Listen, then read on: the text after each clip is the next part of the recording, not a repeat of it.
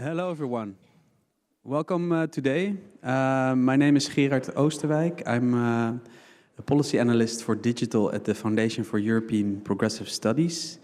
We're a think tank in Brussels connected to the Socialists and Democrats in the European Parliament. And we are here today with one of our member foundations, or actually the member foundation that Lauri Wiener, you're the director of Kalevi Sorsa Foundation, who hosted this event. So I'll first give the floor to Lauri, and then we will start the program. Lauri, the floor is yours. Yes, thank you, Gerard, and welcome to this event from my part as well. So I'm the director of Kalevi Sorsa Foundation, Laura Wiener. We're a research think tank, and where our focus is on just transition, but also on labor market issues like today. So this is an event focused on artificial intelligence and algorithms at the workplaces, and it's led by Foundation for European Progressive Studies, where Gerard is from. When I began in my position in late 2022, this was kind of one of the first research projects we decided to get into and take part in, and I'm really glad that we did, because AI and algorithms at the workplaces, I think they are even more hotter topic than they were 2 years ago, and EU has been truly in the forefront of this development. So during these 2 years, there has been a lot of important progress made. We now have, for example, AI Act and directive for platform workers, among others. I think from my part, the project looks success. We've been able to produce several research papers, some of which are presented here as well. 2 of them have focused on Finland. You can get the reports from the table over there, so please use this chance. And obviously we have been organizing several events both here in the Nordics and also in Brussels. And I think that is one of the most important successes of this project, since we've been able to bring together experts, politicians, researchers, think tanks in the Nordics and in Europe as well. So I want to first of all thank FEPS and our partner organizations both in Finland and Nordics for this, making this event possible. For example, Service United Union PAM and Industrial Employees TP are our Finnish partners, and SAMAK is one of the Nordic partners. And obviously, I want to thank the researchers, Demos Helsinki, and Finnish Institute for Occupational Health, Työterveyslaitos, for taking part in this research and bringing these great results. I believe we will having great discussions today, and hope you enjoy it, and once again welcome for this event. Thank you, Lauri. Thank you for also the kind words, and it's interesting today because today we have quite a charged program, 2 hours almost. We will start with several presentations from experts. Amongst them also our research will be presented. And then we will have a panel discussion. Me as a moderator, I will try to make it interactive. So if there is time, we have foreseen time, but you never know if things go over time. But if there's time, I will ask questions. So if you have any questions, you can raise your hand after the speakers, and I will give you the floor. So with that, I would like to introduce our first speaker, the keynote address of today, Uma Rani. Uma, welcome to the stage. I'll give you the microphone. Uma is a senior economist at the ILO, the International Labour Organization, and one of the recent research that you did was with the Joint Research Centre of the European Commission. Some distinguished colleagues as well, we know some of them, on algorithmic management at work, and in the different contexts. So for us, it's interesting. We will present our own research later, but it's also to see, I think this is like cutting edge research, right, recent, like from this year still, to have your input and then maybe have our research later to interact between those two. So Uma, the floor is yours. Good luck, and I will be here. Thank you so much, Gerard. Can you hear me? Yeah. And thanks so much for this invitation to come here. As very rightly Gerard has said, what I'm going to present to you is something that is a collaborative work that was done between the Joint Research Center at Seville of the European Commission and the ILO. And for this particular research, we looked at two sectors, logistics and healthcare, in 4 countries, France, Italy in Europe, and India and South Africa in the Global South. But subsequent to that, the ILO has taken this work forward and done quite a bit of work in a number of sectors. So what I'm going to show you is some findings from these comparative 4 countries, but also give you some insights with regard to what are the technologies that we are talking about when we talk about algorithmic management practices. Okay, I think what is fundamental and very important before we dive into the subject is how do you conceptualize algorithmic management? And I think this is a term that has been there for almost about 8 to 9 years, which got quite a bit advanced with the digital labor platforms. So the way we define algorithmic management is the use of algorithms and data-driven systems to make decisions, to allocate resources, and to manage workers within the organization. You can further actually break the algorithmic management into 2 parts and look at algorithm as a set of predefined rules to be followed in a sequence to solve a problem. And that's exactly what an algorithm does, and this is what is often used for an automation purpose. And the management is, once it's automated, it helps to manage a whole set of tasks which are necessary for the administration of an algorithm. Now, the question that arises is, why does it matter? Why are we looking at it? And why has it become so important much more recently than before? And I think what's very important to understand is that there are also certain pre-existing forms of work organization and organizational features that existed. And I think within that context, the bringing in of algorithmic management, what does it change?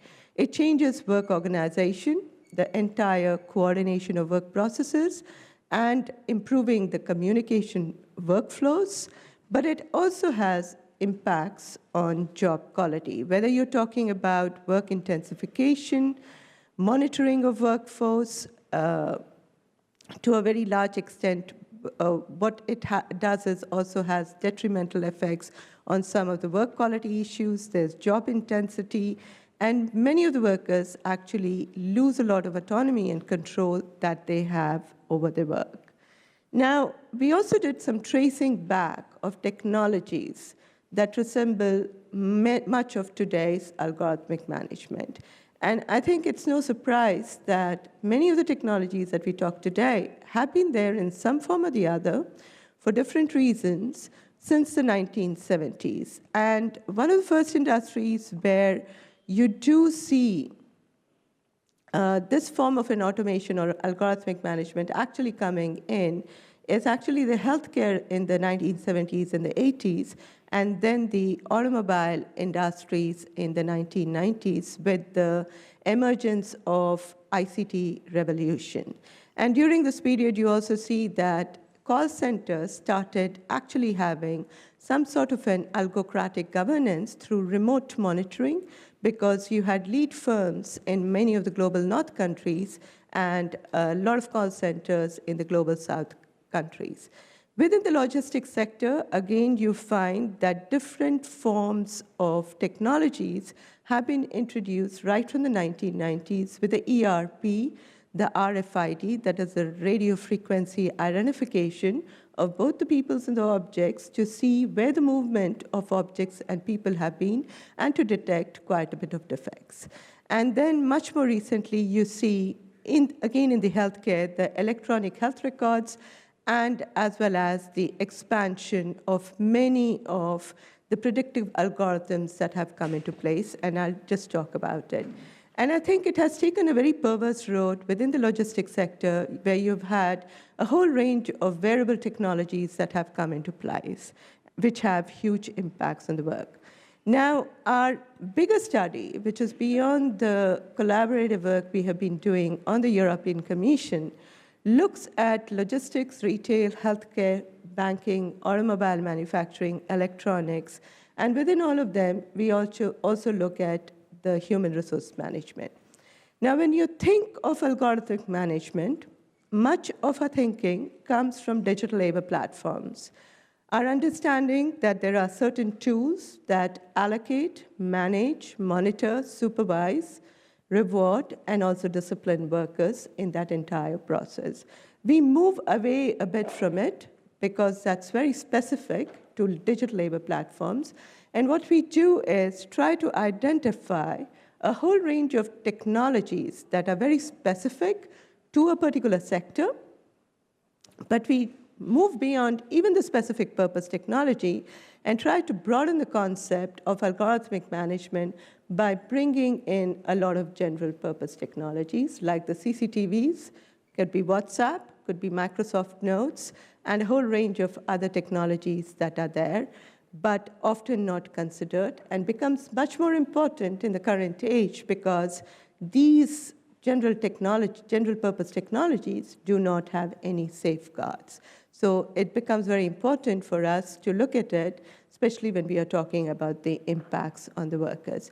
Now, one thing that you can see is, apart from the specific purpose technology, across each of the sectors, you also have a number of management systems that have come in, from warehouse management to ERP to the hospital information system, and many of them actually embed a number of AI tools and algorithms within it, which can help in workflow coordination and improving the workflow processes, but they can also have implications on the workers as data is collected, and this data, which is traceable over a period or over every activity that is done, can have implications if you don't really have proper safeguards in place. Now, what we do in our work is look at these different technologies and look at the different functions, and this is where we do use the functions that have been developed for the platforms on direction, monitoring, evaluation, and coordination, and look at what are the features actually that are used and what impacts does it have. And these impacts are very clearly both related to the coordination of work processes, but also impact on the working conditions. Now, I'm going to give you two examples of logistics and healthcare sector to basically place it as to what some of the findings that we've had. We had a report that came out in February, which details quite a bit much of the case studies that we did. So very clearly, one of the reasons for the main motivation is to increase effectiveness and efficiency and to improve service delivery.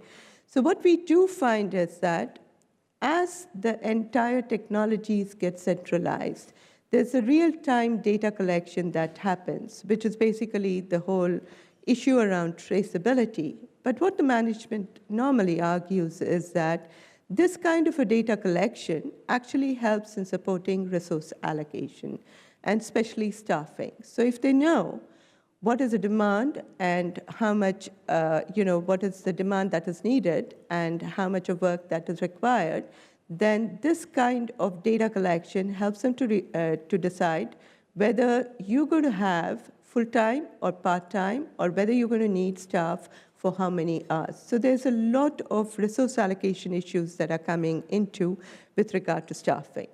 There's been a lot of talk about algorithmic management having impacts on the job losses because of the introduction of these technologies. What we did not find is the whole issue around labor displacement. And part of the reason could be different because in India and South Africa, where logistics sectors are just coming in and they are creating a lot of fulfillment centers, you find an increase in the jobs rather than a decline in jobs. And also in the countries in France and Italy where we looked at, we didn't really find any decline.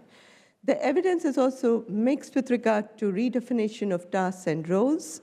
There are very clearly standardized processes, simplification, but in areas where there is not such a simplification, but where workers have been asked to take on additional roles, one of the limitations that we very clearly see is that the incomes of the workers don't actually increase, nor their designation changes with the changes in tasks.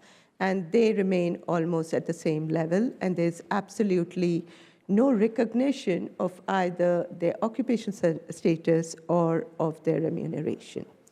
Within the healthcare, you do find improved work coordination processes. What we find is simple algorithms being used to match patients with the doctors, and that leads to a reduction in the time spent on non-medical staff and increasing time spent on caring activities.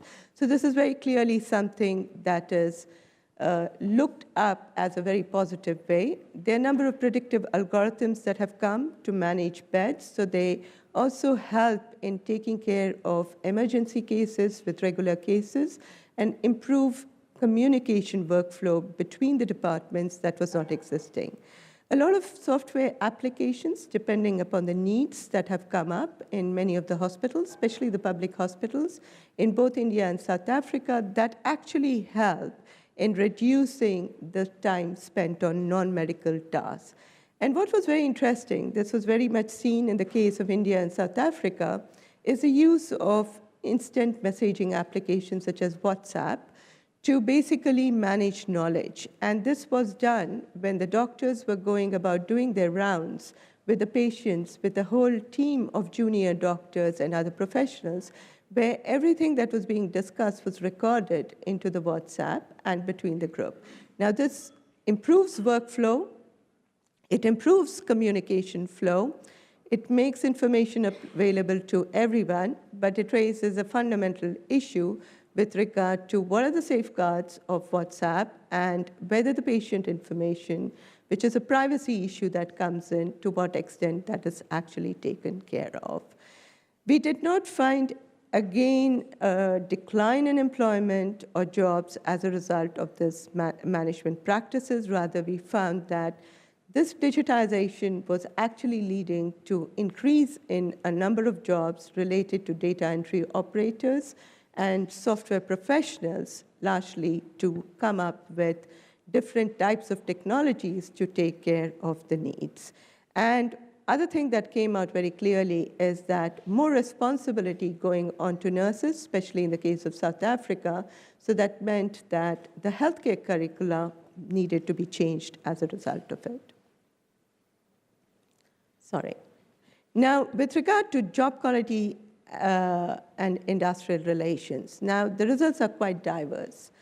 And part of it is because of certain methodological constraints, because in some of the firms in France and Italy, where the interviews were done with the workers, we had the managers sitting right there. So the kind of information we got was not something that can be taken as granted, and I think that has to be looked at with a lot of pinch of salt.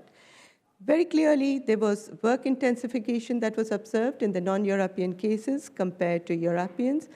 We found that a number of the devices and tools where traceability of data is collected in real time is beneficial to the consumers, while workers face work intensification and immediate consequences in case they make a mistake, and sometimes the mistake could be the technical errors which has nothing to do with them. That would mean termination of work, not getting work at all, just being out of the job. In terms of autonomy, there's evidence of reduced level of discretion across all the firms that we saw, but we did find that in certain cases, human decision-making is still prominent, but it depends upon case to case, it depends upon the technologies, it depends upon which part of the supply chain that we are talking about. In terms of monitoring and surveillance, there's a stark contrast, and part of it could be because of the kind of regulations that are in place.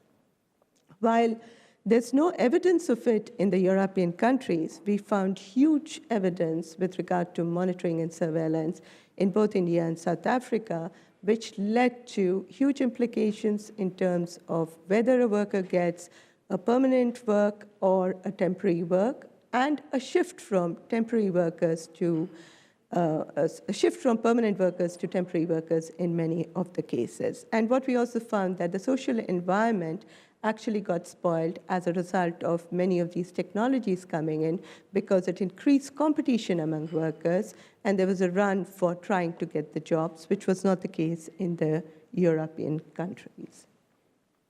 Within the healthcare, there was increased autonomy for certain specific categories, like the nurses, but there was also a case of reduced autonomy because everything was being inputted according to a specific framework. Because what they did is, and this level of digitization was much more happening in India and South Africa compared to France and Italy, where all the information was being put into a Microsoft Note according to a simple framework, which is then used to develop certain algorithms. And many of the doctors and nurses felt that this actually reduced a lot of autonomy that the workers have as a result of it, and they cannot go into a lot of details that they would have liked to talk about, especially related to the patients, which has quite a bit of implications if we look at it. Now, in the European cases, some of the technologies like predictive algorithms did improve workload, they lowered the pressure, but the experience was quite opposite outside Europe in many cases. And what we also found that, when we think of monitoring and surveillance tools, you always think of workers at the lower end of the road, like the delivery workers or workers in the shop floor. But what was very interesting to see within the healthcare sector is that they had introduced, and this was being done at the top from the management, where you had dashboards being introduced, where information was collected about the doctors systematically. And this related to amount of time that they spent on the patient, what kind of diagnosis they did, what was the kind of dosage they gave. And all of this actually helps the boardroom to decide and to take action later if there is a need. So what we very clearly see is that there are technologies in place. If disciplining has to be done, it can be done because all of these indicators are very clearly available for performance evaluation. Now, with regard to industrial relations and consultation, very clearly there was a lack of awareness and low level of involvement of trade unions about the technological change in the logistics industry. And this was not just within the logistics and something that we systematically found within the automobile, electronics, banking, and retail. And this was within the Global South countries, where the involvement about even consultations about introducing technologies are not there. It's only in the healthcare sector, that too in one of the French public healthcare, that we found involvement of it, partly because of strong unionization and strong public sector involvement. I just want to conclude by saying that the impact of algorithmic management appears to a very large extent to be mediated by institutional and regulatory framework in place. What's interesting is that even in Europe, where you have a very robust body of labor laws and developed social dialogue, you do find issues around not having consultations and having negative repercussions on the workers. And very clearly, if you have specific regulatory actions, this algorithmic management at the workplace can be handled. But I think what we need to also look at is how the existing regulations can also be extended to many of these workplaces. And we don't need to wait for new ones. And in terms of social dialogue and industrial relations, it's very essential to ensure that the trade unions are actually engaged and involved in the development of appropriate technical, institutional, and operational capacities, but also involved in trying to ensure that when the technologies are implemented, they have a say and firms do engage with them. Thank you very much.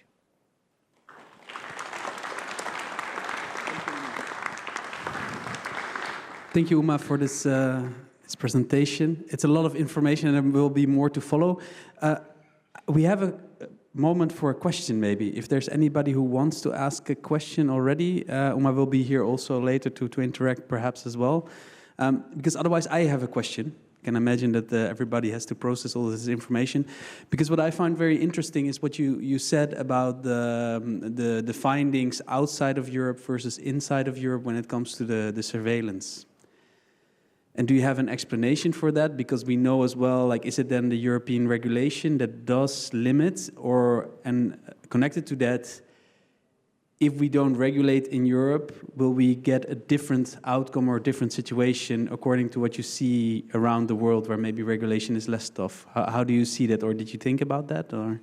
Very much, and this is something that we engage it on an everyday basis. Now, one of the reasons why, though the systems are there in Europe, why you don't see that level of intensification of monitoring and surveillance is largely because there are certain regulations in place, and there is a fear. And you also have a very strong union. And that's where the whole institutional regulatory framework becomes very important. And I think it's as a result of that fear, even though the systems are not there, you do not see that level of monitoring and surveillance. While in many of the global south countries, you don't have that strong institutional framework, and that allows them to go about implementing and taking, those actions very clearly. Interesting. But I don't think that we should stop regulations in Europe. It's very, very important. It's the opposite, I think. And I think that's also a nice bridge to the next presentation. So, Uma, thank you again. We will have you around, also maybe to interact as well. Or maybe,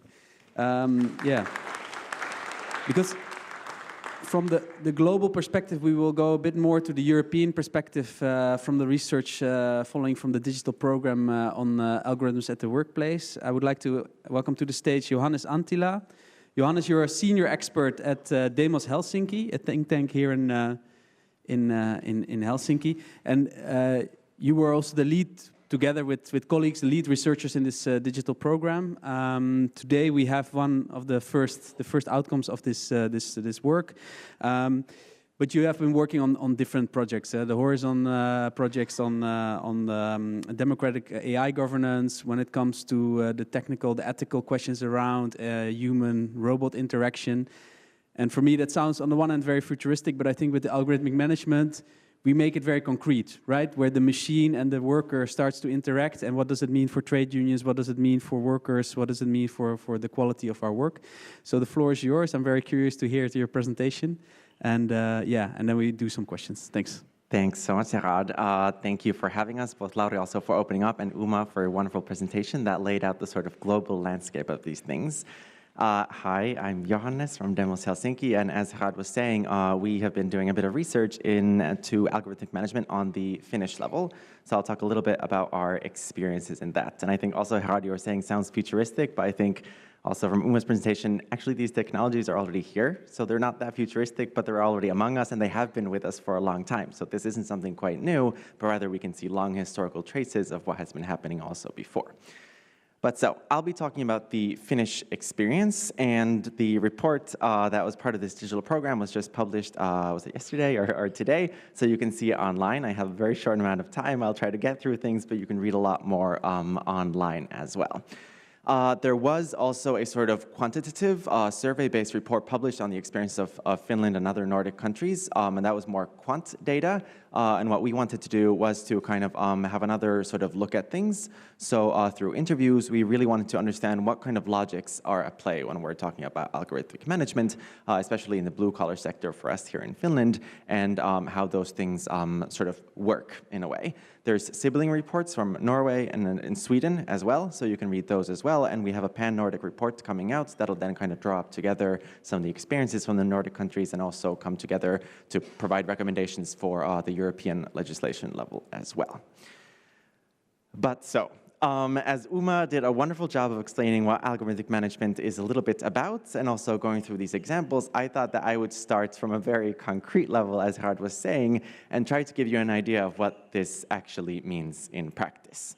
I have two examples, and the first one is from retail. So we interviewed workers and also union representatives in retail on how these systems are working and what they're actually doing. And because I'm a big fan when engineers have those little architecture pictures in their things, I thought I'd do a little bit of the same thing, but with little Playmobil pictures, so bear with me a moment. So this example is about work shift allocation in retail stores, so essentially grocery stores. And one of the examples that the interviewees that we were talking to gave was how an optimizing an automating system was providing them with kind of work shifts that then they had to accept. And in this case, it said that, or they were talking about that the algorithm could actually provide them with kind of 15-minute intervals of when staff would be needed in a certain store, and then those work shifts would kind of flow down to the workers themselves. All right, so how is this happening? We'll walk through it. In this wonderful picture over here, you have a cash register. So we all know when we go to the store, we pay things, and actually that cash register is registering a lot of different things. How long an interaction with a customer takes, what is being bought, how long those things take, who is at the till, and so on and so forth. So adding up all this data, the store actually has a lot of information about, how many customers are there and when, and how fast these things are happening, how fast the workers are working as well. So all of this data from the cash tills is then brought into this wonderful algorithm that is the abacus over there with playful colors. And then based on this cash register data, they can count how many people are needed and at what time in the store up to these 15-minute intervals. So they could say that on a Monday morning at 9 o'clock, we need 2 people at the store. And then from this algorithm, then it goes to a manager who says, okay, let's go. Let's give the work shifts to the people. And through these digital applications, then the workers see that, all right, my next shifts for the next 3 weeks are this and this and this. Now, increasingly, there are also kind of free-floating shifts, so they might not even get the right shifts, but they have to pick from these shorter and shorter shifts what they want to take in the store. And there are, of course, variations to this, but like the extreme version that the workers that we were talking to were talking about was that actually the manager has a very little role in saying that, trying to allocate the shift towards certain sorts of workers, and instead they kind of give them straight up to the workers to take. Now, what this has resulted in has been a sense, at least, of shorter and shorter working shifts for the people, and of course, less of an autonomy on deciding when you get to work yourself, actually. Now, they also realized that this didn't really work, so when the algorithm was kind of turned up to the fullest and these things came through without a lot of the managers saying what could be done, actually, instead of efficiency gains, what they noticed in the store was that customers were getting angrier and angrier because there wasn't enough staff in the store. And then they started thinking, okay, well, why could this be? And then I think the answer is a little bit obvious if you look at the little picture over there. So if you create an algorithm that only actually feeds on the cash till data, that's not everything that's actually happening in the store. So if you're trying to make work shift allocations based on only the cash register data, they realized that's not actually capturing all the amount of work that's happening in the store. So if you just look at this little playful picture over here, there's some cleaning equipment. In the store, some spills happen. You can't really know when those things happen, and you can't really know when a worker would have to do that. Workers don't also work at the tills. They have to open up the store, they have to stock the shelves, they have to put some things out there, and some of these things can, of course, be measured, but this contextual information is harder and harder to feed into the algorithm itself, and in that way realize what kinds of things would need to happen at the store.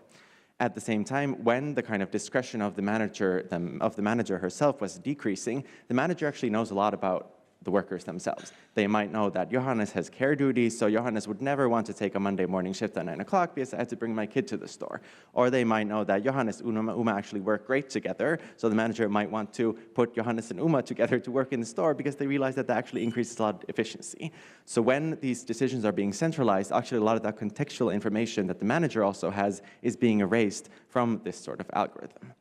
But what did they want to do? Well, they realized that, okay, if the cash register data is enough, then maybe we have to start putting in the information from the other things that are happening in the store. So workers described a process called clocking, which is actually very reminiscent of these historical things that were happening in factories. So you can imagine that Ford, in his factory wanted to know how many things a certain thing takes, and they would stand there with clocks and actually measure how long a certain thing takes. So they have these processes called clocking also now in the stores, where a manager would be standing next to a person who would be stocking a shelf, measuring how long that would take. In one way, that's great, because then you get more contextual information into the algorithm that's actually trying to manage you. But on the other hand, we also know that I'm quite a tall person and quite able-bodied, so stocking shelves is very different from me than somebody who would be of a different sort of bent of a person, So this kind of contextual information, you can't actually feed it all into the system, and you might be in a little bit of trouble when you think that you can actually standardize all these processes. The workers themselves were talking about this in a funny way, it's not the same to stock toothbrushes, where you have to have quite little than to stock ground beef into something. So they're also realizing that these clocking processes are actually moments for contestation, but also really dangerous, because if you standardize something that is then going into the algorithm, you're kind of ossifying a thing that'll then work on that will affect on how much work they think is going to be happening in that store. Now, just quickly, another example from logistics that we were also interviewing people from. This is a waste management truck. It also measures a lot of things. The algorithmic system knows where it is, how fast it's going, how much fuel is being spent, who is on there. They have little cameras in there that also survey workers, so there's a lot of data being produced from there as well. Now, when they want to kind of optimize routes, so bring in more efficiency again, this data from the waste management truck is combined with data from the city, this wonderful little picture over there. So the city kind of knows that they want this and this and this waste point collected, and they also might have some sensor data that goes into the algorithm as well. So then this goes into the route optimization algorithm that then calculates wonderful routes for all these drivers, that is then brought into the dispatch center, which you can see is the little laptop over there, and then the dispatch center tells the new routes to the workers. So you have to drive this, which is great, could bring efficiency, could make it easier also for workers to do things, but again, kind of contextual information comes along. So one of the workers that we were talking to was describing that he had worked in the sector for a really long time before he used to get these paper lists of his route. But what he knew was that the whole route, if he went to place X, Y, and Z, he wouldn't actually have to collect the trash from certain points because not all of them were filled up during the week. So he could use his contextual experience to say that, okay, I have this really long list of things that I have to pick up, but actually on week A, I don't need to go over there because it's not full. And on week B, I can skip that part because it's not full either. But so what this route optimization system and algorithms like it makes you do is it measures that your truck actually drives there. So the driver said that he now needs to drive to empty trash cans, go next to them, check that they're empty, which he knows, and then click check. That, yes, it's empty. So it's, in a way, it has increased work for him. Another driver was telling him an example that the route optimization algorithm was telling him to take a certain route that he knew was going to be full of traffic jams, because it always is, and he's been driving the route for a really long time. But so he has to decide either to obey the algorithm and take the route that's slower and not meet his fastness quota, or then not obey the algorithm and get told off for not obeying the algorithm. So it's a bit of a bind, between a rock and a hard place. And again, one of the funny quotes from this is like, the algorithms work great, except they don't take things into account like the Finnish winter. So again, there's lots of contextual information that the algorithms don't take into account, and that drives up a lot of frustrations for the workers themselves. Now, in the report, we kind of analyze each sector, but I just wanted to bring out a few things as well. So one of the main things is this, as Uma was saying as well, a sense of the loss of autonomy of the workers and this lack of contextual knowledge in the algorithms and the decreased amount of discretion that they have. So there's a lot of frustrations. These people aren't even though they're in blue-collar work, they're actually very skilled workers who have a lot of knowledge on how their work should be organized. And when that contextual information and their expertise gets devalued, that's very demotivating for the workers themselves and might end up not in efficiency gains, but actually in inefficiency in the store. So when the contextual information isn't brought along that the workers themselves would know if they would only be asked, then that results in kind of mad customers, and that results in inefficiencies on the ground as well. Then another sort of interesting conceptual thing that we realized that was happening that Uma was alluding to as well is this sort of Ouroboros-esque thing of data work. So increasingly, everything that is in the stores or in the logistics sector is being managed. So there's different sorts of sensors, and also the workers, everything that they do. They have this data exhaust. So increasing amounts of data are being produced by the workers, or the workers are made to scan things. So in the store now, a lot of people have these scanners, and they're doing stock inventory all the time. In the logistics sector, they're all the time kind of scanning the little packages. So the workers are made to do data work, and we're sort of all doing data work now, be it through the measurement of what we're doing at work or through these new practices of data work. But again, as Uma was alluding to, workers aren't getting paid more for this. They need to do more and different sorts of things, and their sort of the things that they do at work are changing and are being increasingly more kind of difficult to do, but they don't get paid for all of this. And instead, all the data that is either data accessed from the workers or the data work that they do is then fed into these algorithmic management systems that then control them even more. So there's a sort of double bind in that as well. Then also, kind of, instead of oftentimes we think that automation kind of makes the work go away, but what we found out in interviews is it doesn't really go away, it just goes somewhere else. So again, they're kind of made to do more and more standardized and repetitive tasks, but at the same time, it's actually the workers who keep it up. So a lot of the workers described how they were then becoming the peer teachers for people using algorithmic systems, and those more digitally proficient actually had to take on this peer teacher role in addition to the role that they were already doing. But again, they're not being valued or paid more for these sort of shadow systems that they need to do in order to keep up the work. Finally, to end on, it's not all bad, it's not, because we did also find really kind of endearing examples that things can go really well as well. And this was especially true in cases where there was a high amount of trust.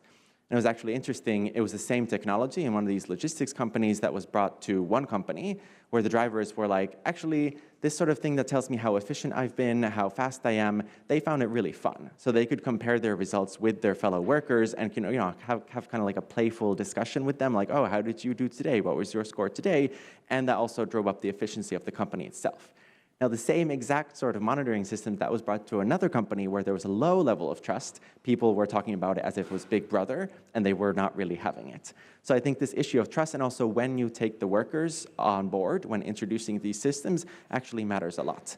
Then in the retail sector, in this sort of algorithmic management staffing decision, one of the things that people mentioned was that actually, when they first tried to turn it up full gear, so only listen to what the algorithm was saying, they noticed that they needed to bring in even more and more and more and more kind of this human manager perspective. So when one person mentioned, yeah, instead of artificial intelligence, we're now using collective intelligence, which is essentially just talking to the workers and asking what they want to do and when they want to do work, So it can be done, but it actually requires a lot of trust and a lot of talking as well, and bringing in workers at quite early levels. We end the report with some recommendations to roll up our sleeves. I won't go too much into them, but I think they echo really well what Uma was saying as well. On first-hand, transparency is necessary, and the EU AI Act that is coming also allows for kind of more transparency, and workers and worker representatives should be pushing for that. GDPR allows for these transparencies as well, and also Finnish legislation allows for these transparencies. But that's only a necessary first step. Then what needs to be done is also actually capacity building on the union level. Unions in Norway, there's a great example. There are data representatives in the unions who are trained and who have time to actually look at these different things. In Finland, I know from talking with a lot of people in the unions, there are people who are really interested, and even the workers were super interested and their representatives, but maybe there isn't enough time, enough experience sharing on what could be done on the level of these things. There's also a really great example. Uni Europa is collecting now different sort of clauses from collective bargaining agreements so that when worker representatives are in the negotiations, they have this bank of clauses in different collective bargaining agreements that they could then look at and see if that would be relevant for their work as well. Then I think in Finland especially, there are different interpretations currently of what the Collective Cooperation Act, so yhteistoimintalaki, allows. Some worker representatives were using the Cooperation Act to demand that they were being led on in the talks quite early on, whereas for other managers at the stores and in the logistics sector, this Cooperation Act wasn't actually enough, or the change wasn't big enough so that worker representatives should be taken off from the board. So I think there is discrepancy and local contingencies, but something to think about for worker representatives is trying to drill down that actually they should be there from the beginning, and actually that the Cooperation Act also would allow for that as well. And finally, to end on things, there have been kind of recent talks that in the negotiations with employers in Finland only currently want to talk about pay. But just to, again, reiterate the point, I think it would very much behoove unions to be talking about working conditions and also about these algorithmic management systems also in those negotiations. and maybe even have tripartite discussions with kind of government and also the employer unions on what is the direction of this and what could be done on the national level as well as then on the EU level, for example. But I will end there because I'm grossly over time. Sorry, Gerard, and thank you, everyone. Thank you. It's not only your fault, so we were already a little bit over time, and we have time, so we can spare maybe also for a question. I don't know if there's a question from the audience. Otherwise, I will. Yeah, there's somebody. I'll come to you 1 second. Thank you. My name is Sari Laaksonen. I'm a consultant on development policy and cooperation typically. Thank you for the very interesting presentation. And a question, did you disaggregate by gender when you collected and analyzed the data? And why am I asking this is basically that when you said that the workload does not necessarily decrease by taking in all of these new elements. The work sort of moves elsewhere. There are new tasks. So to me, it doesn't only connotate with Taylorism, but also with household work. And that's basically the reason for this question. Thank you. Yeah, no, that's a really good point. We didn't do that. There is gender disaggregation in the quantive, so the survey-based data. And yeah, a little bit of things, but maybe nothing so much. And I think this household point is very interesting because, for example, so in the retail context, a lot of the work that had been usually done in the store, so for example, looking at your work shifts and everything, it's kind of seeping into your free time. So now it's expected that in your free time, you would fill in different HR applications things, for example, on your phone. That used to be done by an HR specialist in the store. It's also expected that at home, you already look at the work shifts that you have. You used to be able to come to the store, and then you kind of look at your work shifts, and you can do the negotiations over there. But so this seeping into the free time and into the home time is really insidious. But also kind of some of the workers that we were looking at were like, okay, maybe it's the same thing that I look at Facebook, that I look at that thing. But if you look at the amount of time that we do spend, or those people spend in their free time doing all these things, it's quite a lot. And it also is this mentality of always being on. So one of the things are kind of like social media that actually requires that you are constantly checking for when your work shifts are coming, when the free ones might be coming if you need supplementary income, and that increases the levels of stress and also the amount of time that you need to be spending on these things. It's interesting. I see another question. We're getting started here. This is good. So I'm coming to you 1 second. Thank you so much for very interesting presentation. My name is Camilla Lohenoja. I'm from SASK, which is Trade Union Solidarity Center of Finland.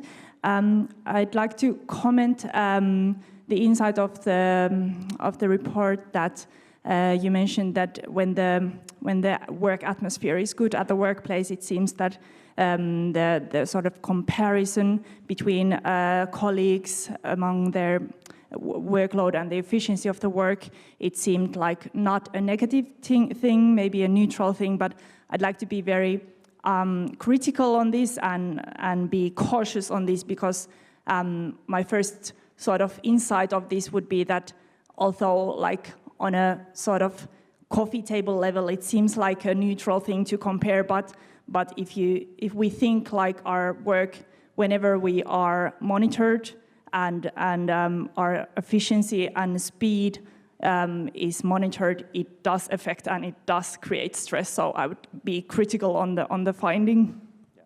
It's a very good point. If I can add to that, because this presentation of Johannes was very much about the qualitative study, but we have a quantitative study here as well from Finland, but also a pan-Nordic one.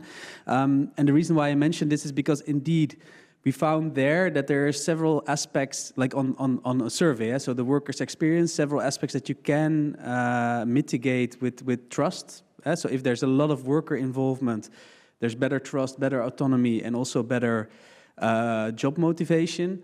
But when it comes to the workload and the stress, this wasn't changed. So exactly your point. So we need to be careful. And I think this is also interesting. That was my question, but I won't ask the question because then we lose more time. So I'll make it into a statement.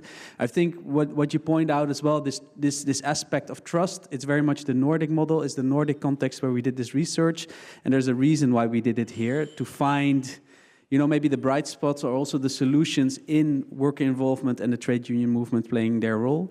But Johannes, you will stay here as well. We will maybe come back to you later. Thank you again for the presentation. Thank you for the questions as well. So the last speaker, before we go to the panel, so there will be more speakers, but the last speaker to give a presentation, we asked you to give a response. Annikka Lemmens, you work at the OECD in the DG Employment, Labor and Social Affairs. And before you were also a researcher in the Netherlands for CPB. It's the Bureau for Economic Policy Analysis. And I'm very curious to hear also what the OECD is working on in this field. Thank you. Yeah, thank you very much for having me, and thank you, Uma and Johannes, for your very interesting presentations. It's good to see how much aligns with what we find at the OECD. Indeed, I'll come back to that, but we also find that it really increases work intensity, and we also really see the importance of social dialogue. I will present to you some of our previous work on algorithmic management and a risk mapping that we did on AI in general, and I'll also look a bit at the context of the European Union, the legislation that's there, and some guidelines that we are working on at the OECD. Yeah, so back on the start of this year, we created a mapping of risks and challenges for AI in general in the labor market, and some of them we find are more prevalent or even more impactful when it comes to algorithmic management. And back in 2022, we did a survey of 2,000 employers and 5,300 workers in the manufacturing and the finance industry in 7 different countries. And I will kind of be linking those findings to these challenges that we see. So first off, occupational safety and health. We find that algorithmic management can really have a double impact. So it can be either a positive or a negative impact on employees' health. So we know that you can use algorithmic management to track productivity levels, and that can help see when workers are fatigued, for example. So you can see when there's a risk of them getting into accidents. But at the same time, as Johannes and Uma were both mentioning, algorithmic management really increases work intensity, which really also increases stress and anxiety, so it brings really negative effects on employees' health and mental health specifically, but even also their physical health if they're, due to the stress, really disregarding safety measures, for example. And what we saw is that workers who said they were managed by AI overwhelmingly report that AI had really increased their pace of work. And it's good to know, actually, that in the survey that we did, only 6.5% of employees said that they were managed by AI. But we think that the actual number is much higher because we were asking the employees and they don't necessarily know what tools their managers are using. We're currently doing a study with managers where we actually find much higher results of the managers using algorithmic management tools, but I'll get to that a bit later. So the second point, autonomy, agency, and dignity, really aligns with it, both the ILO and Johannes said. So there's a noticeable loss in autonomy of the employee. What we found in the survey is that 31% of workers managed by AI in the manufacturing sector said that they had decreased their control of their workday, and 23% of the employees in the finance sector reported the same due to algorithmic management. And they also are much more likely to respond that they lost enjoyment in their work compared to workers who were confronted with AI in another way. So workers who are managed by AI really enjoy their work less than workers who encounter AI in a different manner. And then we also want to highlight the issue of bias and discrimination. So Johannes talked a lot about the importance of data, so contextual data. We also know that data is super important when it comes to which workers are, if they are treated fairly. And here we see that algorithmic management can have a double-edged sword again. So it can, on the one hand, you can use it to mitigate human bias and discrimination, but then you need AI systems that are really well developed, you need data that's very good quality, and you need to be able to ensure that there's no bias creeping in. And if that's not the case, then you actually can increase bias and discrimination, and especially for algorithmic management systems, which can also help decide on decisions such as who is assigned which tasks at work, who gets promotions, which, so rewarding, sanctioning are all part of the AM tools. And these decisions are highly impactful on people's careers. So it's super important to keep into account whether your system is increasing or decreasing bias and discrimination. And we actually also observed in the AI surveys that 59% of workers said that they actually think they are treated more fairly with managers using algorithmic management. But at the same time, 20% of those workers say that the fairness declined, compared to 9% of workers who are not managed by AI, encounter AI in a different way. So even though the majority of workers say that the AM tools increase the fair decisions of their managers, there's still the largest group of people to also say that their fairness declined. So that's a very interesting finding. Then we have the issue of transparency, explainability, and accountability. I think Johannes mentioned a bit about transparency at the end. So because decisions made by algorithmic management can have such a large impact on people's well-being and on their careers, it's super important that it's clear that workers know whether AI is being employed. So yeah, we think it's probably not, because so few of them know that they're being managed by AI. So transparency is super important. It's also very important for workers to know how the algorithmic tools come to a certain decision, so the explainability. And they also need to know who is responsible in case a decision is not the decision that they agree with. Should they go to their manager? Do the manager say, no, it's actually the tool that made the decision, it's not my decision? Who can they go to if they think the decision is wrong? So accountability is also super important, and also at risk when you're using algorithmic management.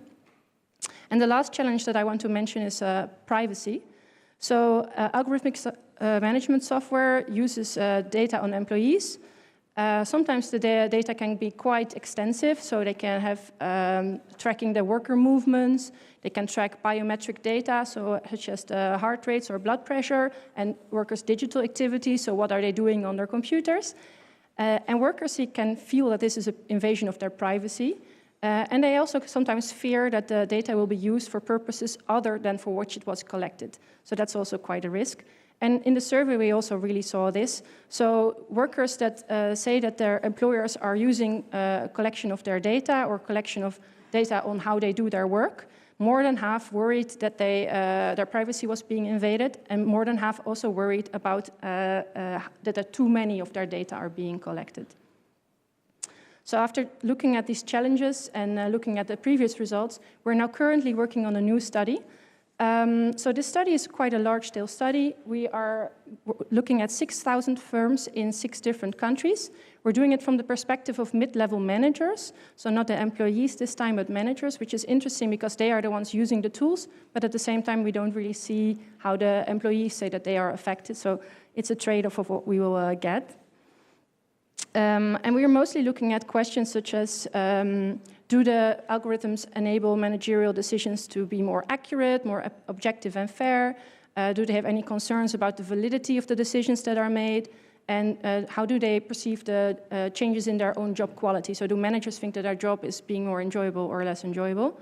And at the same time, we're also really looking at governance tools that are in place, governance measures. So we want to see if managers are aware that there are, for example, ethics codes or ethics officers being appointed to make sure that the AI is used in a trustworthy way. And we also want to know about whether they do, for example, impact and risk assessments just to make sure that the AI is used in a safe manner. And the publication will come out at the start of 2025.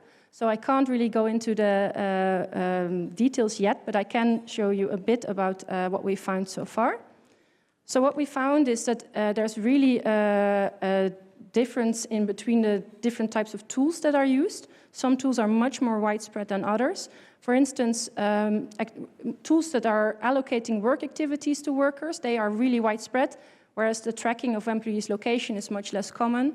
Yeah, so that's interesting as well. We are, of course, looking only at OECD countries. Uma mentioned the difference between the global north and the global south. We don't have that, and unfortunately, we have mostly European countries in there. We also have Japan and the US, which are outliers in that case. But it's still yeah, very interesting to see the differences. We also really see differences in the adoption rates between countries. But the use of these algorithmic management tools is very widespread in all countries. So that's very interesting to see as well. And then we saw that the impact on managers' job quality can really go 2 ways. So, for instance, we see an equal split between managers saying that the algorithmic management increases their stress levels, and the number of managers that say that it decreases their stress levels. So it really depends on the tool and the way it's implemented, apparently, how managers are experiencing these tools. And we also find that managers are quite worried about the use of algorithmic management tools.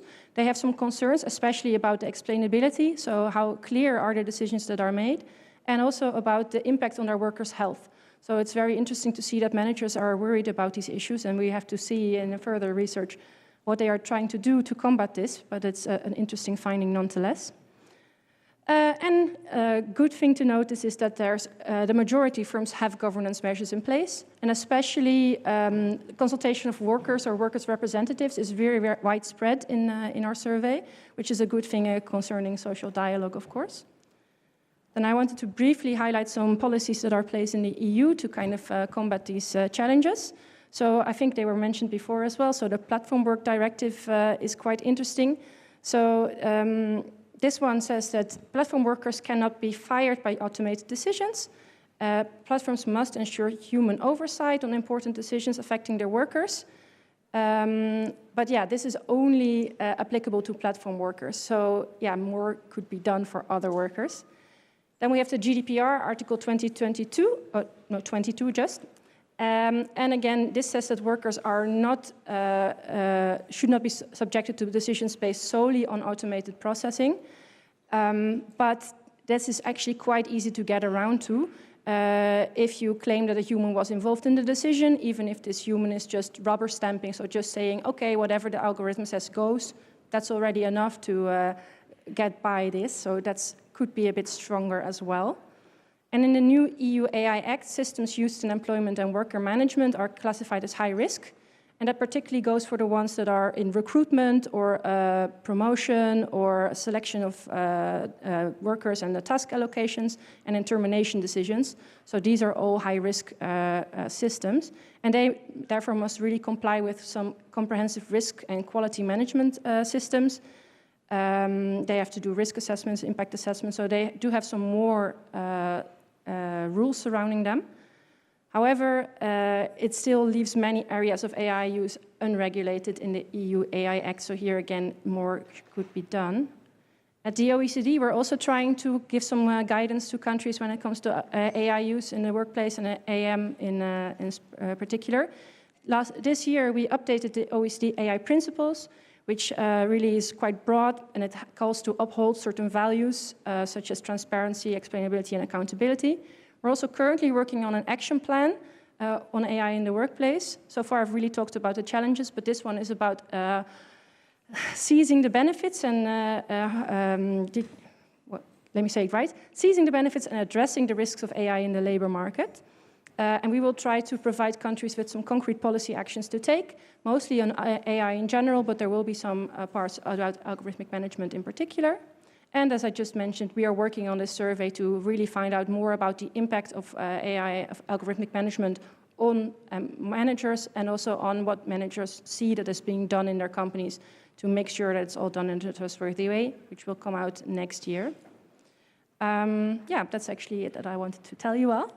Sorry for being quite fast with it, but I knew the time was a bit short. No, I really like it as well, and also to see your work, and maybe also like if there's anybody with a question, I can come to you. But it's very interesting what you said about that you in your survey you didn't find that many workers that found that thought that they were being managed, because, and I must say that we chose to do specific sectors in the Nordics where we knew that things were going on, but we found 75% of the workers, and that was this year, because maybe it's also development that's going rather quickly, but in our survey, in 4 countries, 6,000 workers, 75% said in one or more.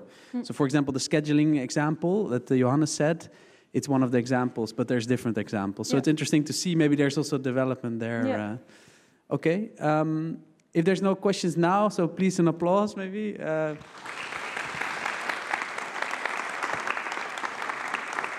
We go to the next part of the program, which is a panel discussion, where we will also go back to you, to the audience. So if you have any questions, please raise your hand and I will try to make it as interactive as possible. We have a panel with different representatives from the trade unions, from politics, from academia. So I would like to welcome to the floor, to the stage, Juha Antila, the head of research and R&D at the central organization of the Finnish trade union, SAK.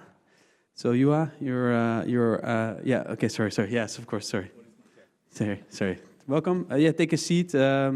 Maybe there. Yeah. Okay. We switched them around, and I think these are the 4 best seats to take. Then I would welcome Miapetra Kumpula-Natri.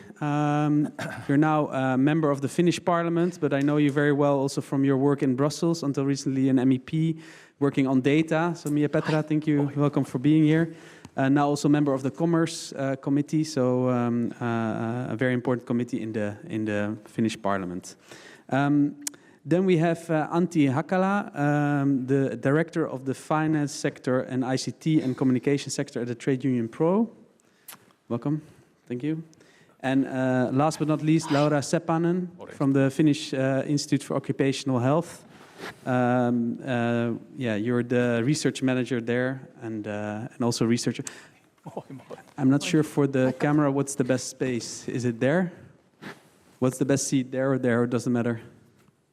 Doesn't matter. Okay. We do it like this. So it's an overload of information, but I think some of you, especially Laura, you're also an expert in the field. Maybe it's good to start with you then. You're the last on the stage, but also maybe good to start with you because there's a lot going on.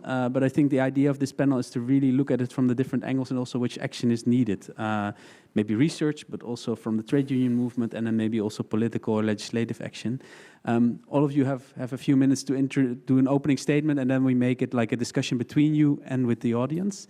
So Laura, your colleague researchers, how did you appreciate this? Thank you very much for all presenters. I enjoyed them very much. I would like to start with a short story of my previous research.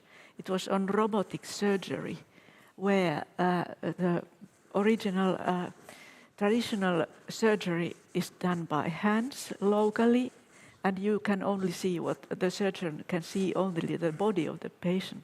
But introducing robots makes it the device tapes. I mean, it digitally makes a video of that operation. And this means that everybody outside of space and time can see what there is. And this is a sample I liked very much, and I would like to emphasize the tools, the algorithmic management tools, but not only the tools, but also, as many of you said, the data, what the tools have eaten, sort of. And we did our research project in terms of learning, how surgeons can improve their learning together with these videos. But we also can imagine the management part of it, because managers can use this data. So there is my point, in fact, my point with this example is that we really need a lot of competence and skills to understand the possibilities. If we start from looking at the monitoring and surveillance point of view, that is very important. But the very same data and perhaps the very same tools can also be used for learning purposes on the ground, on the shop floor ground. And also in institutions, we need learning because algorithmic management and AI are so new things. So this forum right here is also one act of learning for all of us, and that's wonderful. Thank you. Thank you, Laura. And I think as well, it's not positive or negative, it's a development that's coming, and we need to deal with that in a positive way and see also the opportunities and not only the surveillance or only the negative. Maybe that's good as well then to go to Antti Hakala. You're from one of the trade unions. We did this research also with the trade unions for a good reason, because I think workers, the quality of work is involved, the workers' rights. How did you appreciate it? Did you what do you think is the action, for example, for a trade union like you or the trade union representatives? What can we do to support this whole learning experience or this whole negotiation of the right terms? Yes, thank you. Thank you very much for the opportunity to take part in this panel and maybe some aspects from my point of view. The most important is the cooperation between employer and employees, and that means that job stewards and trade unions should be involved in every process when we think algorithmic management, use of AI, and so on. And especially I'm concerned about the data which is behind algorithmic management, how it is collected, evaluated, and used. If it's used correctly and if the data is agreed or at least consulted with trade unions, job steward, that how the data is collected and so on.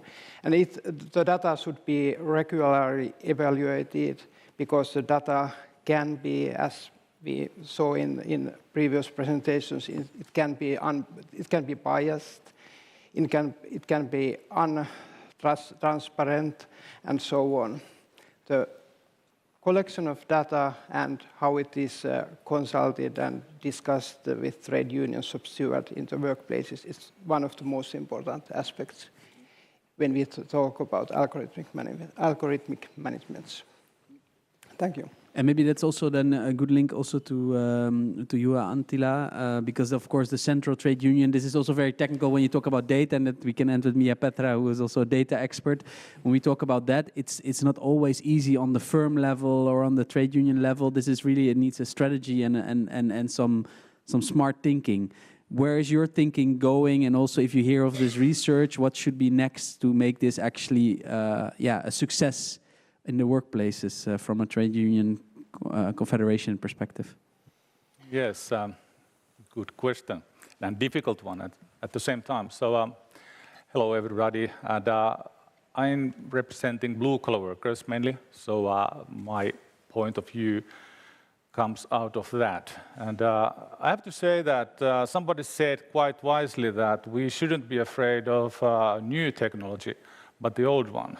And I guess that it is quite well said, and what comes to Finnish context, majority of workers here are quite positive towards changes and new technology. So their attitude is a positive one, and that helps this country to survive in this great transformation in the future.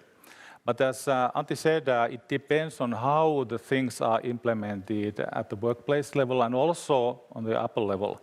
And luckily, I can say that a couple of years ago, we made a statement, all Finnish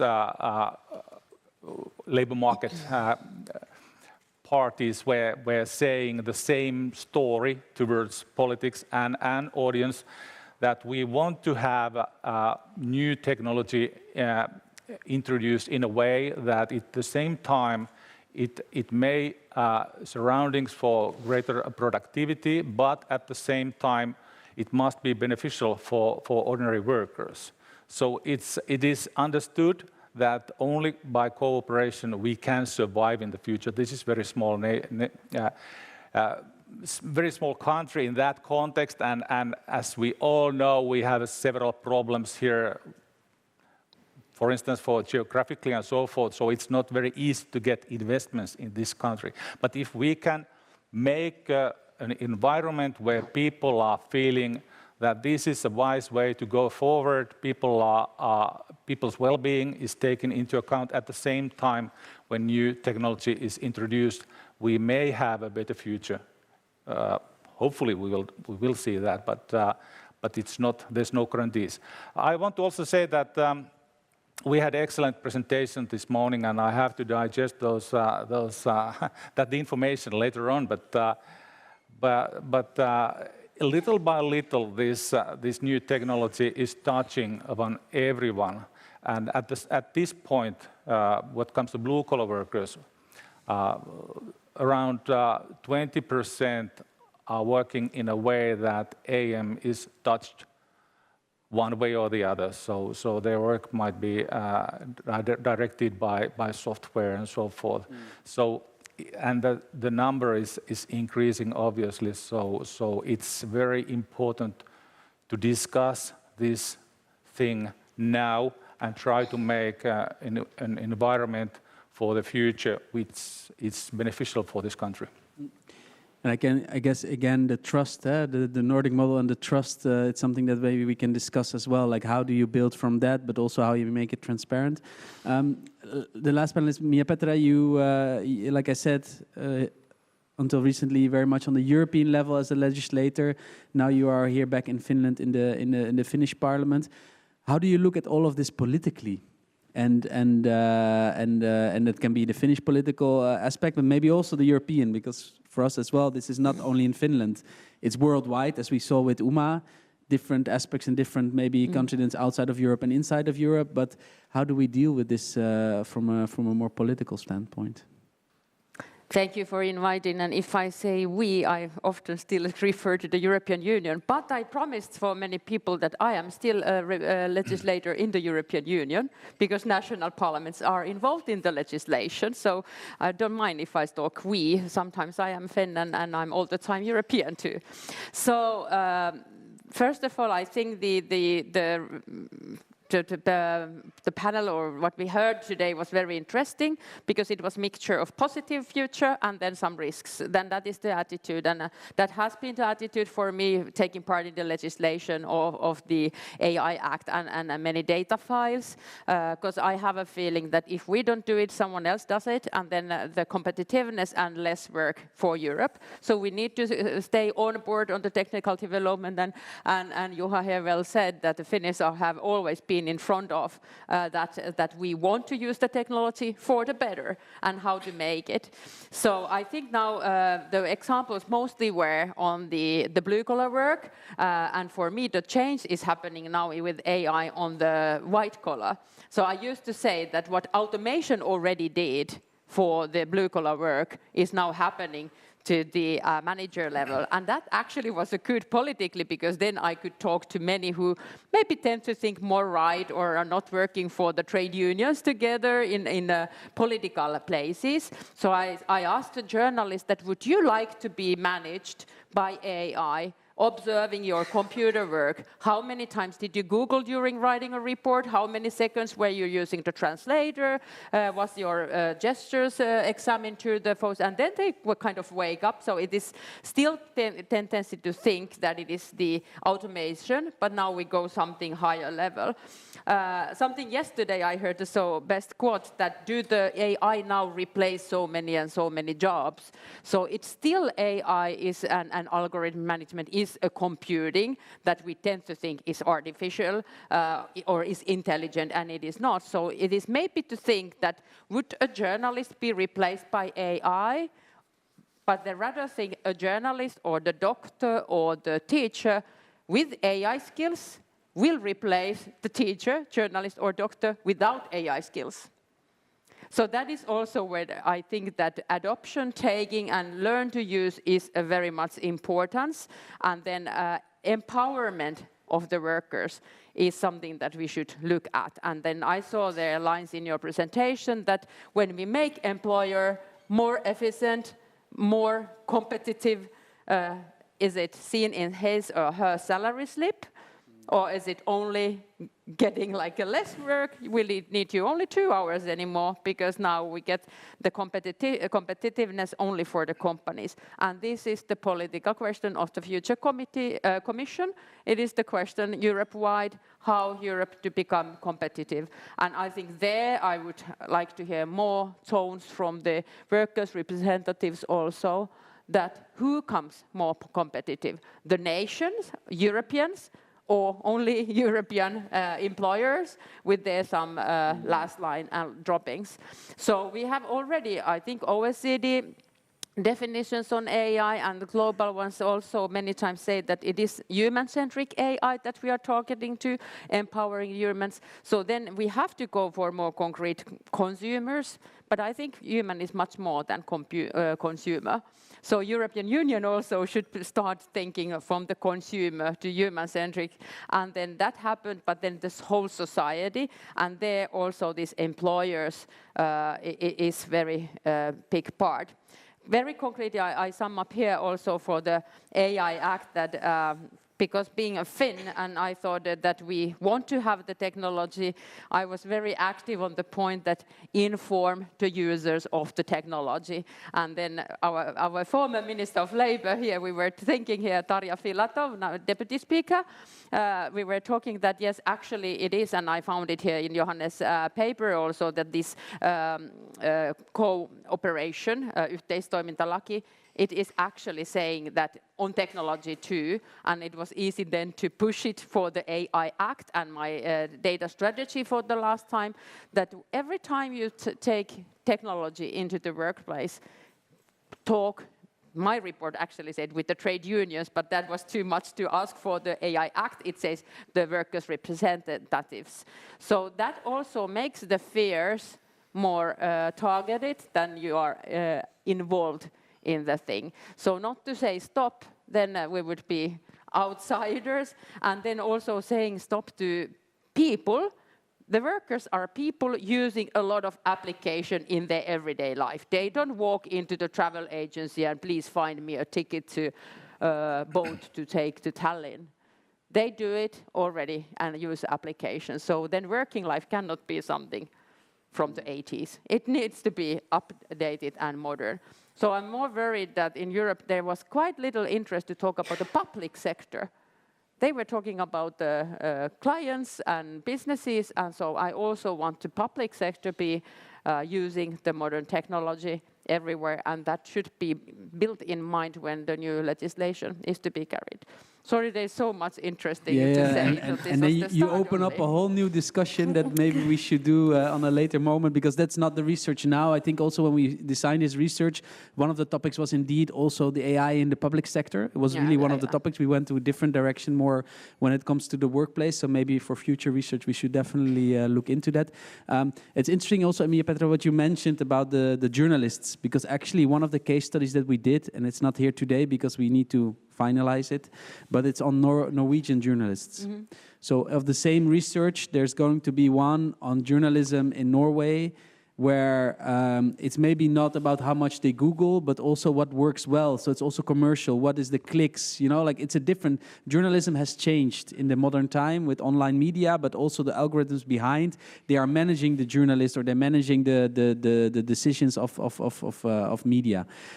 Another discussion for another time. You will maybe read that. But Antti, you wanted to have the floor because we were discussing, Miapetra opened up as well about the white-collar workers. And I think that's, is that what you wanted to react on? Or? Yes, I'm representing white-collar workers in the public sector and private sector, for example, in banking and insurance companies and ICT companies. And two comments to Miapetra's excellent speech.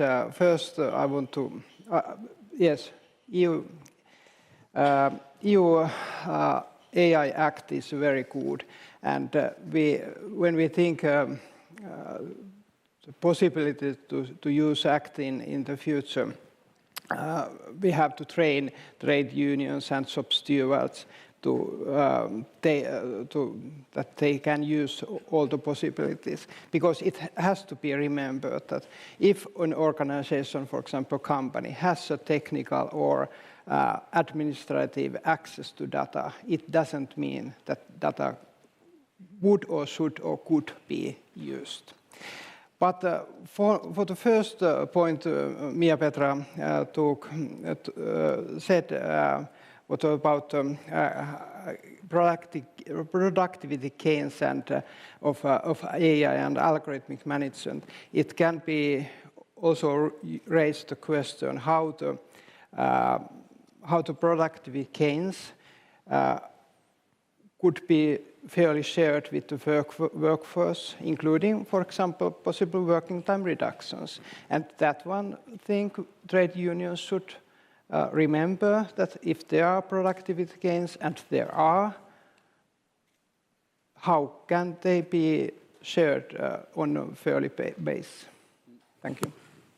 I think maybe this is also linked to you, because you are negotiating, I think, also on the national level. It's the blue-collar workers, but what we've heard in the informal discussions is quite a challenging political situation now in Finland, also for the trade union movement to negotiate, and that the employers only want to discuss the level of pay and not really the working conditions or all these extra things. Do you see an opportunity to have this discussion, for example, about how the efficiency gains are being shared, or how, for example, there is going to be maybe more intense work but then more free time? Is that something that's on the table, or it's hard? Well, I've been working for SAK over 18 years by now, and I have to say that these couple years, these 2 years now, they have been very, very difficult, very difficult ones. So it's been the worst time, I guess, that in the modern history in Finnish working life overall. And unfortunately, there is no sign that the situation would improve in the near future. On the contrary, I see that there will be even more difficult to make kind of a national common understanding what this nation needs, what is needed to do, and for what, and for whom, and when, and so forth. So some kind of script which is accepted by all partners, that is kind of a tool which is needed, but it seems to be quite impossible to write at the moment, unfortunately. But at the same time, we have to see that after next 2 years, there will be more years, hopefully. And when we are planning the future, we have to see further than only this period of this regime. I'm sorry to say it, but that's the case. And you'll see, if you watch Finnish politics and labor market especially, you'll see that within the next couple of years there will be more horror stories about local bargaining and many difficult things. And I see that there is a lot of potential in this country and among companies, among workers, and about cooperation. But at this point, it's very difficult to squeeze that potential out. But finally, I say one more thing, that I have to say that we have a good connection, for instance, with EK. Mika Tuuliainen is sitting over there, and we have discussed many times about this present situation and especially the future. And we see it quite similarly. We need firms which are competitive ones, which use modern technology an efficient way. And we see, both of us see that it's very important to have workers and take care of their well-being, their knowledge, their motivation, their health, and so forth. So basically, on upper level, in this sense, we see that there are some important things to be accounted, and we see that there are some tools which should be introduced. But for me, this regime, which is at the moment in this country, doesn't understand or doesn't care this at all. Yeah, so then you risk that this is off the table because you have to fight other fights, and it's hard if they're not open to it. So it's a very challenging situation to keep this on the agenda, or to even put it on the agenda is very hard. Laura, I saw you also nodding because about occupational health. Partly this is about negotiation, collective bargaining, co-determination, also the Nordic model of cooperation within the parties. But occupational health is also a legal. It's also a legal aspect and legislation, even European legislation. How do you see that? Is there another way to support this development in a positive way if we make sure that the safeguards are there? Yeah, that's a difficult question. I liked very much that many of the presenters talked about transparency. I think that's really crucial. It's a very complicated issue, and there is Uma talked about the sort of global polarization. I think we also need to consider the national polarization in terms of digital skills and power to act, or have. I liked very much in your reports taking up this employee influence point, and also in the presentation, because I think that's very crucial. Because even in all technology, there is some research done that while employees feel that they have influence, they can have influence on their own work, that has an impact on their health and well-being. And one important thing when we talk about algorithmic management is transparency, because through transparency you can increase the influence, the power of influence in your own work, and that's very important from the well-being point of view. It's very complex, because when we talk about algorithmic management, there's a danger of de-skilling, as talked, but also of isolation and fragmentation of occupational safety and health, which means that the regulation and its putting into act, it's difficult when the work is fragmented and it flies over the organizational boundaries. Yeah, so the opportunities of algorithmic management to split tasks in all these kind of things, and it becomes opaque. It's harder to also enforce the safeguards that are already there. Yes, I can still. There is one. I was involved in one Nordic. It's funded by the Nordic Council of Ministers. Just recently, we published a publication about digitalization and OSH. You can find it in their webpage. It's quite recent. It's very similar topics as here, and I think OSH is very. Mostly everybody agrees of the importance of occupational safety and health. So that can be also for trade unions a good point to negotiate. And I think that's one takeaway personally, like working for a year now on this topic, like occupational health and safety is one of the aspects, not the only one, but one of the aspects. Data is another one. I saw you also ask the floor, but I will go to the room and we will come back to you as well, Antti. So is there anybody who wants to come in with a question or a remark, or maybe also the speakers, like if you have anything to add, also to react on each other, because we didn't really give you the chance to react on each other. I see somebody there, yeah. There, and who else? Yeah. Okay. Thank you, Camilla Lohenoja from SASK. One aspect that has not come up in the discussion quite yet is the possibility to join a union, and I think that's also a very important aspect, talking about data security questions. SASK works with trade unions in the Global South, and I come from a dystopian world in a way that they're often the employees or workers in general, they are monitored by the employees or the ones giving the work. Also during the private life of the employees, and that hinders also the workers to join trade unions. So maybe this is a question to the panelists, that how do we make sure that, for example, in Europe, this trend is avoidable? Are the regulations enough at the moment that these scenarios don't happen also here in Europe? Thank you.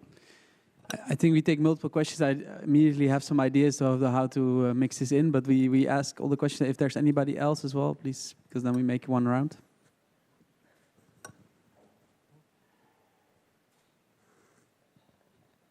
Morten Stenius, retired. Traditional work administration is more and more hidden behind data and algorithms. Management becomes more invisible. As a consequence, employees should be more interested in participating in both management and how data and algorithms are selected. I have not seen enough effort in this issue. Yeah, so how do we make sure that on the beginning, the decision on the algorithm, the decision on what to buy or what to implement, I think it's a very good question from the beginning, because often it's too late or it's already in place and then you negotiate.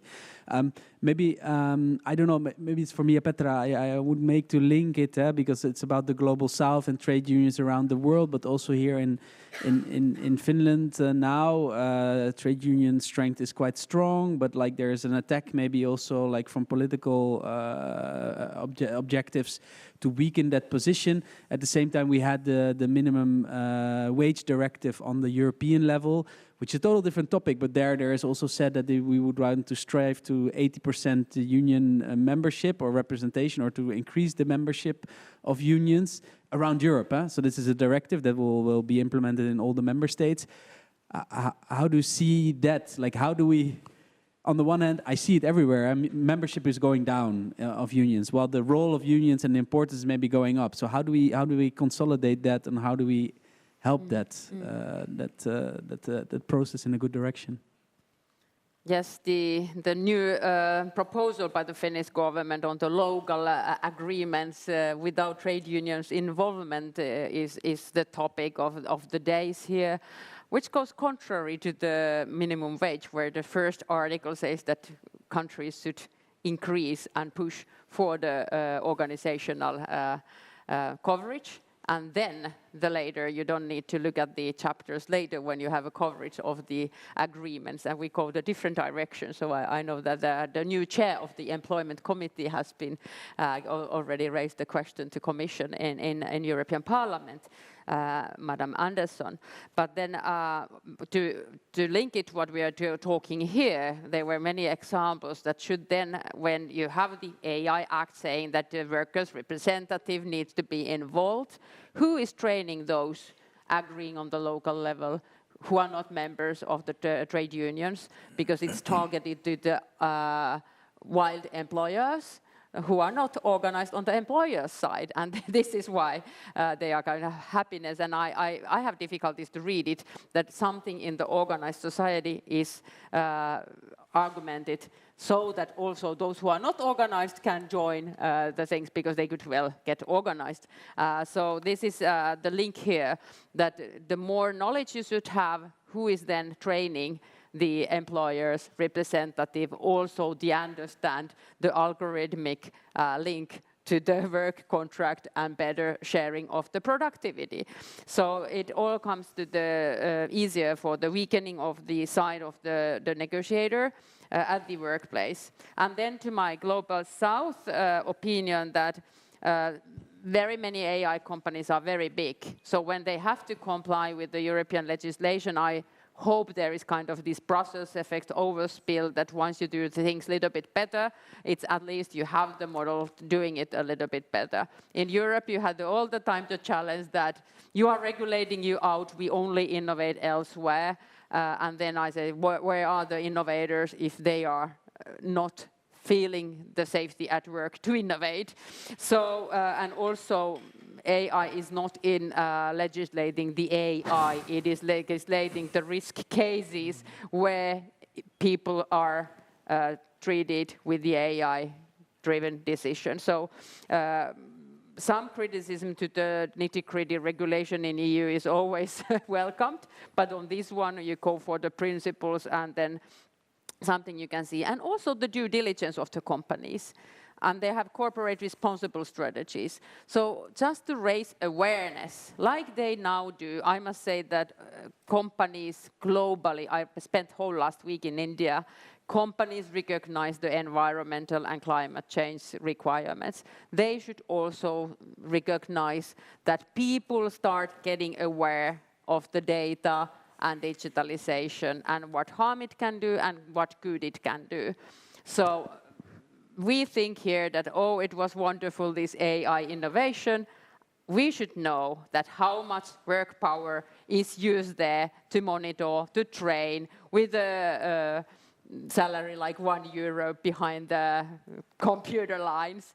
So also that awareness is like a skiffy for us. We are too easy to say, oh, wonderful system, even called artificial intelligence. And then we see that there are sweatshops tagging that, yes, this is a cat and this is a dog, this is a camel and this is a cow, manually with the less paid money. So raising awareness also so that tech companies don't fool us, not me because I'm an engineer, but fool the politicians who are not engineers to say. And Laura, so you asked the floor, but maybe Antti, you were already before that, and maybe I will go to you, Laura, as well. But maybe on the question of the sir in the back on the implementation as well. Because do you feel that as a trade union, are you negotiating before the things are bought and implemented, or once they are bought and being implemented, or even after they are implemented, you're negotiating? Do you get a bit my question? Like, are you there at the start to co-design or to co-determine actually with these kind of technical aspects, or the package is being bought? Maybe it's part of the Microsoft package, or I don't know, like how you see this in practice. Is there a discussion on this? Yes, there's plenty of discussion in trade unions, and at least especially in Pro about the question. But I don't really know in what phase substitutes are involved, at least when the decision is made. But of course, we encourage everybody to be active in the workplace and follow the weak signals at what's going to happen. But we have at least 5,000 substitutes around the whole of Finland, so it's quite a heavy task to train everybody to act in a proper way. But I would clarify something. So I totally agree and share Juha's opinion about what's happening in Finland now. And I'm not optimistic that we managed to, in our negotiations, to share productivity gains. But I have a dream, and it's very important to have a dream that we can raise discussion in collective bargaining negotiation and in the workplaces about the productivity gains of AI and so on. And I have some positive signals. For example, with service Palta, what's called service sector employers association in Finland, which is taking care of, for example, ICT and banking and insurance sectors, collective agreements from the employer's side. We had a common project about the use of generative AI in the finance sector workplaces, and we developed some recommendations how to take into action AI and what should be discussed in the workplaces. And it's a very, very, very small signal, but it's a good signal. So things are moving. Laura, you wanted to also comment on maybe also the questions. Oh yes, there are so many interesting things. So Miapetra talked about this competitiveness, and I think that's a very good point. Also, besides in institutions and regulations, so there's industry markets and competitiveness is important. And one point also is important is labor markets, because we know that there are like Nils van Doorn has the concept of fungibility. There are certain sectors where there is so many people wanting to have work. So if the work is standardized, then it's easily replaced. And I think this has to be taken into consideration also when we talk about AM. I liked also Miapetra's point about this raising awareness. So that's really what I was trying to say about learning. And one simple thing which everybody of us mainly can do, we can use GDPR in Europe to ask from the employer what data you collect from me. So that is our own right. And how many have used this possibility? Not very many, I guess. Yeah. So it is also, and I think that's one of the things we talked about, occupational health and safety, but also the data rights that are there. And Annikka, you also mentioned the Article 22, but there are loopholes. So it's, I think also like I don't think we have time to really go into detail on what's going to happen now on the European level. Is there going to be an AI at the workplace directive, for example? The platform work directive was also mentioned by Annikka. There's a whole chapter on algorithm management for the platform workers there, which was very justified because they don't really have a boss. They only have the application and the phone as their boss. But indeed, I think the data rights in the workplace, we shouldn't go back on the level of GDPR, for example. GDPR has already certain standards. We cannot go back. So if we negotiate something new, if there would be a new directive, we are not sure because the new commission, we don't know if they will want to follow up on this. We should have that as the base level and try to get more safeguards and maybe make it easier to apply and easier to with trade unions, for example, to get the information on the data and more transparency. Uma, yes, very much. So I'll give you, oh, there's a mic there, and please come in. And if there's any other questions, we can do final round of questions. So if you signal, then. Yeah, I want to react a bit on both what Miapetra said and Laura said and raise a point for all of us to think about. I think I really liked, Laura, the point that you said about how certain things, especially with the robotic example that you talked around initially, how there's a learning in it. Learning, because you said you can learn from it, and can we sort of limit it from monitoring and surveillance? And I think the question I have is, you know, in this entire discussion on AI, can we think about limits of AI? Because we don't really get into it, because we think about AI as given, but we don't really question for what it could be used and for what it should not be used. And I think this is where the other question, Gerard, you also had is very important.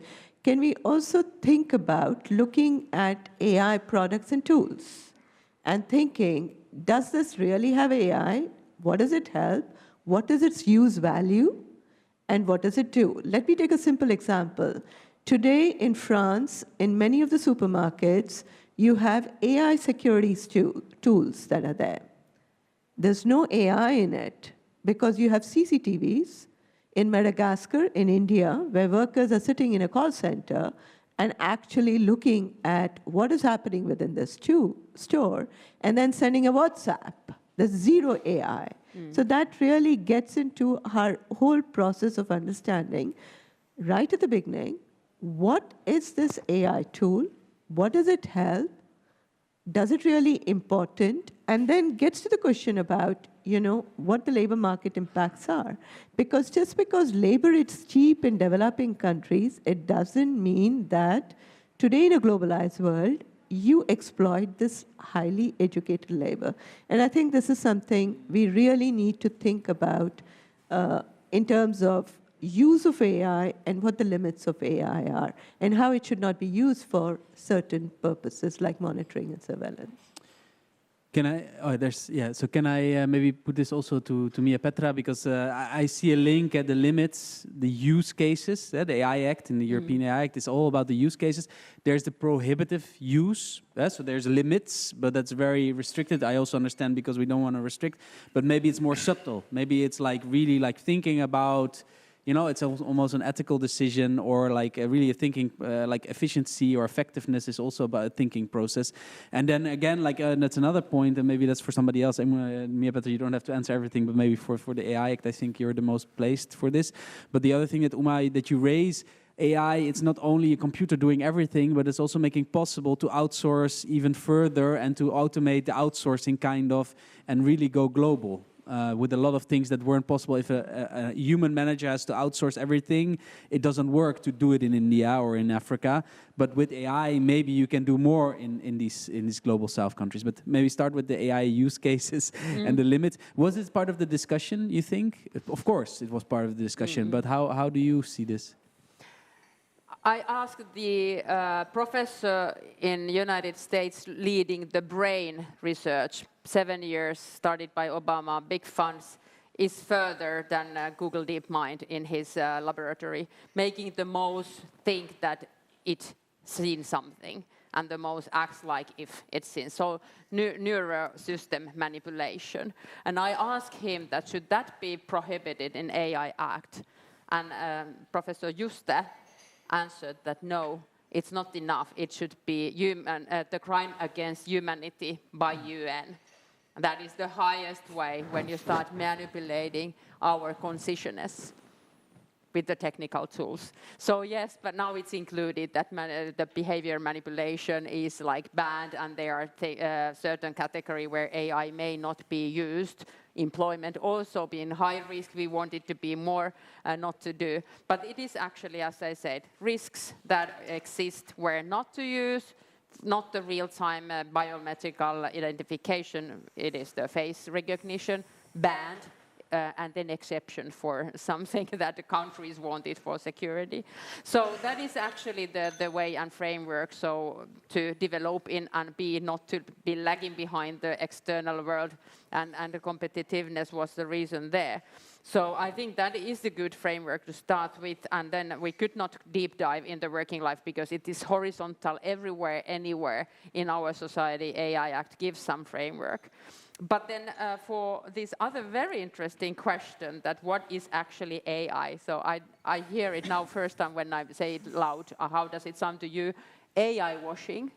Because we have this green washing that people start when everybody understands that climate change is happening, you have to do something, and then you do slowly, but you start marketing immediately. This is the green, whatever, gasoline, this is the green, things like that. So now AI is so popular. Everybody wants to be modern organization with the modern tools, with the, even AI Act could be called something else, the high technology use cases and prevention, like the law titles normally are very boring, but AI Act, everybody's talking about. Nobody's talking about Data Act, which is everything behind AI, because it's a bit boring. So AI washing, yes, it's happening, and we should recognize it. There is not definition in the European legislation that this is AI, this is not. It was difficult to find the framework what the AI Act concerns of.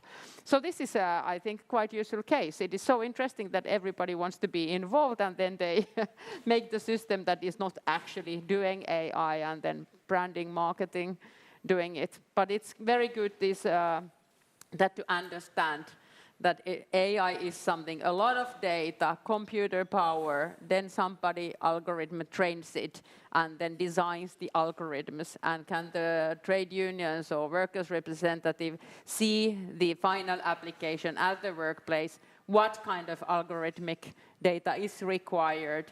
Who is the probable boss, or who is the leader of the group? Is it always that teacher, then you have females, boss, it has men, nurses, no men involved. So this kind of biases comes there, and transparency, but then also understanding that this is mathematics, and then there is even workforce behind in the training and others. So this much technology should everybody really look at and understand. Laura, we don't have much time anymore, but if you really want to be short, because we're running out of time, I saw. So, short note related to this manipulation is that we generally think that visibility yields transparency, but that is not always the case. It's very complex. So there exists research on opacity, which can be either unintentional or strategic. So that's only the note. It can be a strategy to keep it opaque, and that's very much with AI. With AI washing behind it, they don't share what is actually going on. I would really like to thank you as panelists. So Juha Antila, thank you for being here. Antti Hakala from the trade union, Miapetra Kumpula-Natri from the Member of Parliament, and Laura Seppänen from the Finnish Institute for Occupational Health.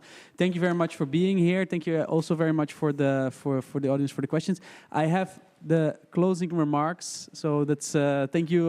We will go off the stage, I think. Okay. We have the final part of the agenda is done by Antti Rinne.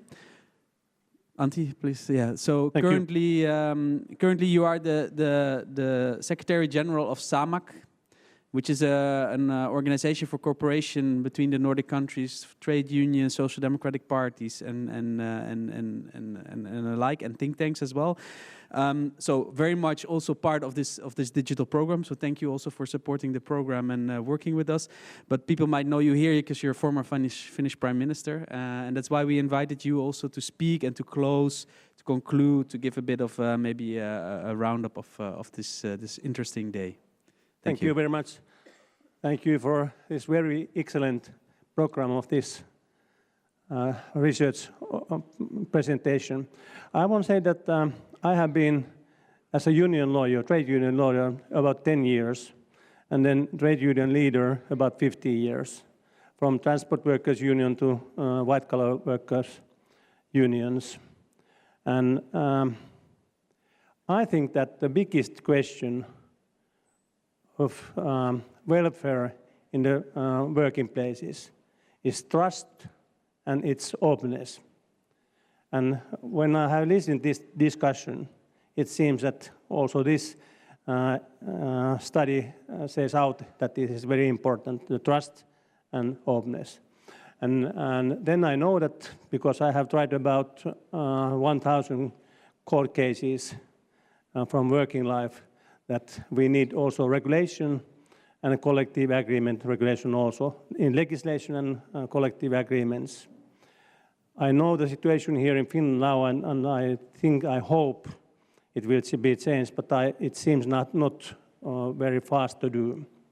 And I hope that the trade union movement can involve very hard inside this question, because this could be in future bigger question than one term wage hiking. I think that this is going to be a very big question in future, and we need to be proactive, not only react to this situation. Thank you very much. Thank you, Antti. And let me close then also from FEPS. So we are the think tank of the Socialists and Democrats that are doing research for the progressives around Europe. Please stay tuned as well, because this digital program, it's not the last event that we do. We won't do many events, I think, here in Finland anymore. So we go to different Nordic countries and in Brussels, but also different publications will come out. So today was the first one of a series of case studies. We also have the survey studies that we did and other studies that came before. So please stay tuned, and thank you all for being here. Thank you all for taking the time to get this inspiring ideas, but also a lot of work and a lot of challenges, I would say. But it is interesting to think about, and I think there is also very much a positive side, and there is a lot of opportunity as well. So thank you all for being here, and we can stay a little bit for some coffee if you want. But nice, thank you for being here. Thank you.